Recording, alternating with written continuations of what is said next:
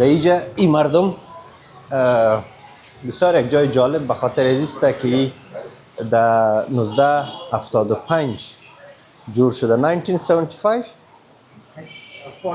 1946 در 1979 سال پیش اینجا که بود، وقتی که جنگ بین شمال و جنوب بود، باز این کافی شاپ بود. پیش از این رستوران بود. 80 سال پیش این کافی شاپ جور کرده بودن. این رادیو باز چی میکردن؟ مردمای شمال و جنوبشان، این مردمای شمال این جای چیشان بود، چی میگه، سیف هاوسشان بود، معلومات تبادله میکردن.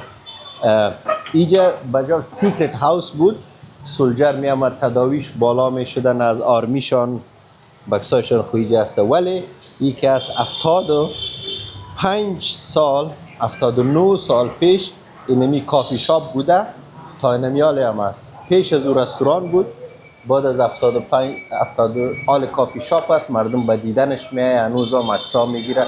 این تو جای البته زیاد است در سیگان و یکی از اون جای است که من به شما نشان دادم که I love it. It's a very good history they have. بسیار یک تاریخ داره، تاریخ زنده داره. ولی جنگ خوب بردن.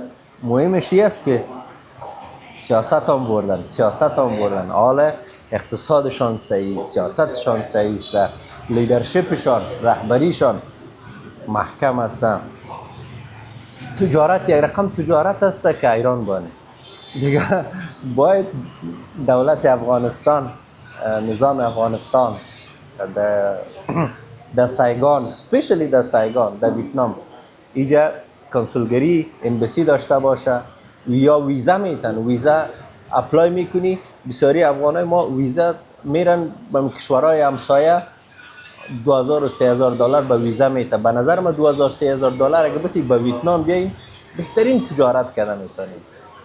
تجارت به خاطر که ویتنام، لاو، کمبودیا یا کلشان در یک جای است. در طیاره 1 ساعت راست، 1 ساعت و 10 دقیقه. در موتر ما رفته بودم 6 ساعت راسته دیگه.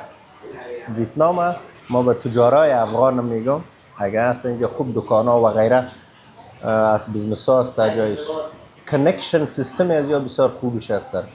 پلین هستن، ایرپورت داره، ترین داره، اندرگراوند داره، تاکسی سرویسش بسیار ارزان است دیگه. I think کل تجارای افغان باید کنسیدر کنه این جایا بیای. بسیار مردم نیک هستن، خوش اخلاق هستن، ریسست نیستن.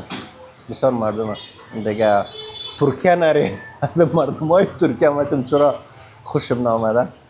ترکیه نرین، همسایه هم زیاد نرین، بیاین طرف های ویتنام. بخیر یک 50 نفر افغان تجار اگه پیدا شه یک جای واس کنه دیگه، آیسته آیسته مردم کلگی از یا میاین.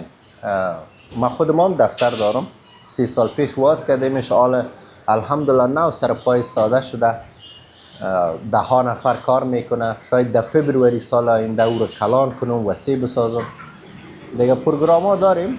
ولی افغان ها را میگم، دوستای خودم میگم، وطندارا را که ویتنام جای خوب است، انتخاب کنین و بیایید. Thank you so much. زیاد قر نمیگم کار نشوید.